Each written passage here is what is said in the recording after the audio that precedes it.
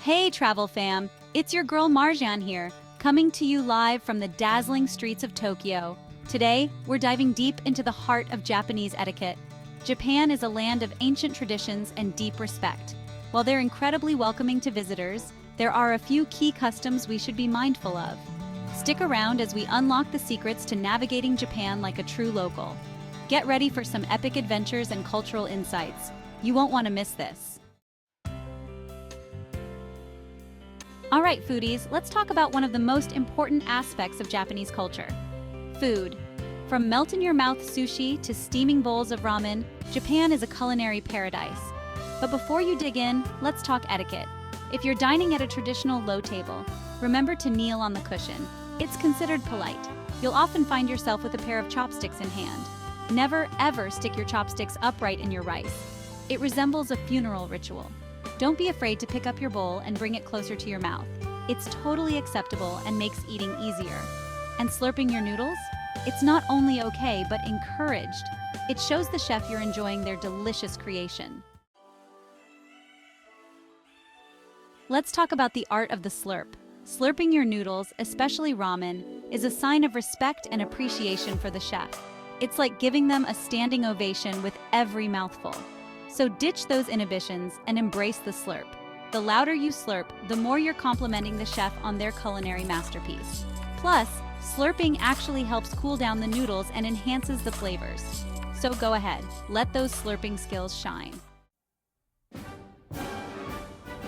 Chopsticks. Those two seemingly simple sticks that can be both a delight and a challenge to use. Remember what I said about sticking your chopsticks upright in your rice? It's considered extremely disrespectful, so always lay your chopsticks down horizontally on your plate or bowl when you're not using them. Avoid passing food from your chopsticks to someone else's chopsticks. This gesture is associated with funeral rites and is considered taboo. If you want to share, simply place the food on their plate. Use the opposite end of your chopsticks when taking food from a shared plate. If you're struggling to pick up a particularly slippery piece of food, don't be afraid to use your fingers. It's perfectly acceptable in informal settings. Try to master the art of the chopstick. It's all part of the Japanese dining experience. Picture this.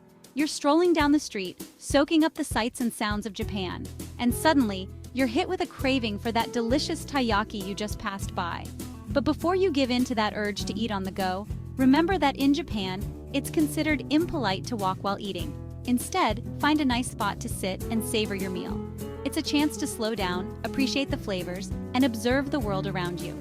Of course, there are a few exceptions to this rule, like eating snacks at festivals or markets, but for the most part, try to find a designated eating area. Your taste buds and the locals will thank you for it. Let's talk about something a little less glamorous but equally important: blowing your nose. In Japan, it's considered rude to blow your nose in public, especially if it's loud and proud. The Japanese value cleanliness and hygiene, and blowing your nose in public is seen as spreading germs. So, what should you do if you need to take care of business? The best option is to find a restroom or a private place where you can discreetly blow your nose. If you're out and about and can't find a suitable place, try to be as discreet as possible. And if you're feeling under the weather, it's always a good idea to wear a mask. It shows others that you're mindful of their health. And there you have it, my travel fam, your ultimate guide to Japanese etiquette. Remember, traveling is all about embracing new cultures and customs with an open heart and a curious mind. So go out there, explore this mesmerizing country, and create memories that will last a lifetime. As always, thanks for joining me on this epic adventure. Until next time, stay curious, stay adventurous, and I'll see you in the next video.